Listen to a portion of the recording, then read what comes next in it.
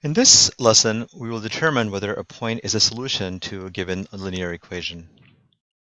For example, determine whether each of the following ordered pairs is a solution of the linear equation 4y plus 3x equals 18. Let's start with 2, 3. Our x value is 2 and our y value is 3. So in the equation 4y plus 3x equals 18, we'll replace the y with 3 and we will replace the x with 2. 4 times 3 is 12. 3 plus 2 is 6. 12 plus 6 is 18. Since 18 does equal to 18, this is a true statement, which means the ordered pair 2, 3 is a solution to the equation 4y plus 3x equals to 18.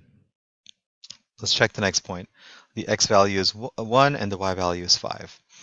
So in the equation 4y plus 3x equals 18, we will replace the y with 5, and we will replace the x with 1. We want to check, does that equal to 18?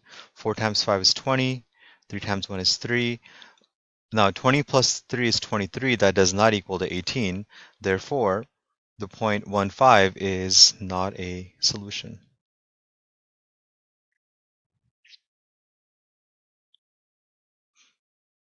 Here's another example. Determine whether each of the following pairs is a solution of the equation y equals to negative 3x plus 7.